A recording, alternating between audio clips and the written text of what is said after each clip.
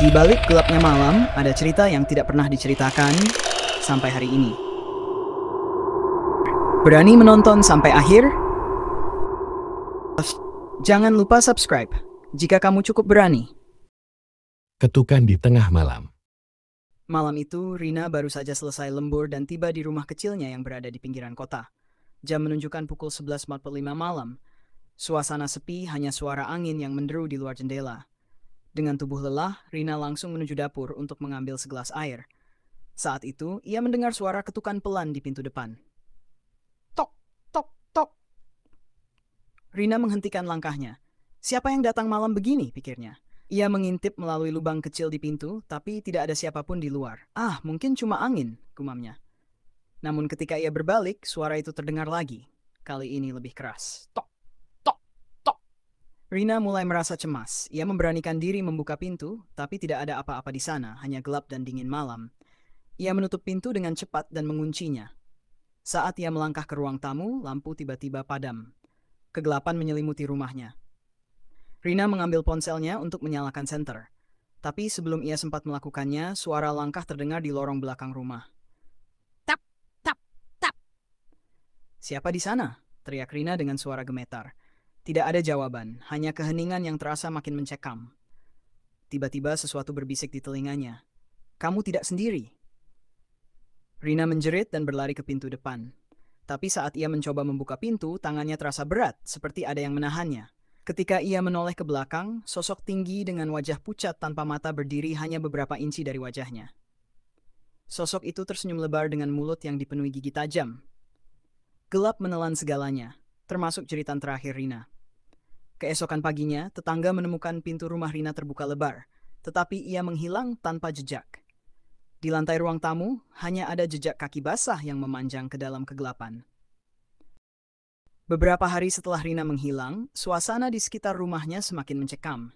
Namun tidak semua orang percaya pada cerita horor yang beredar.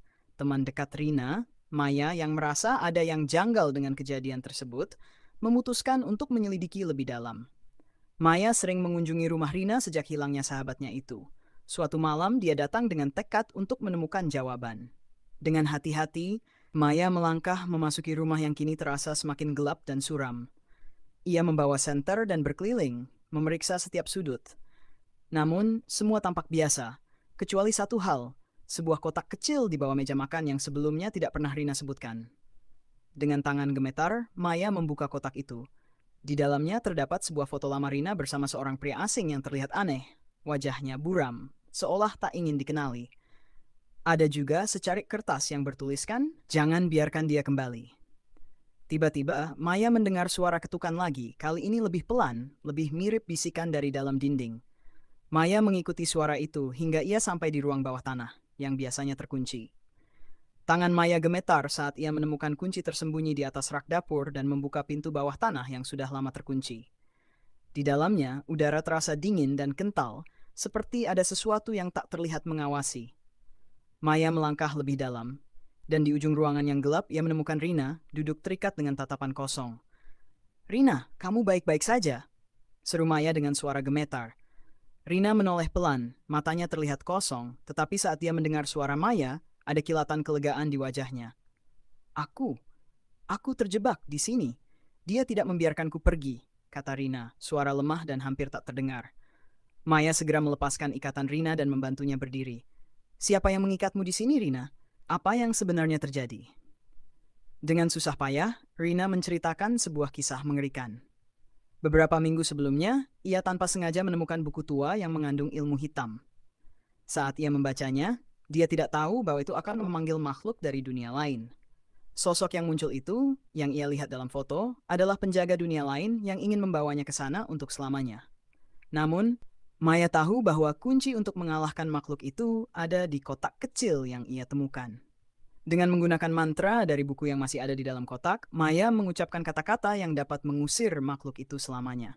Saat itu juga, suara ketukan berhenti, dan hawa dingin di dalam ruang bawah tanah mulai menghilang.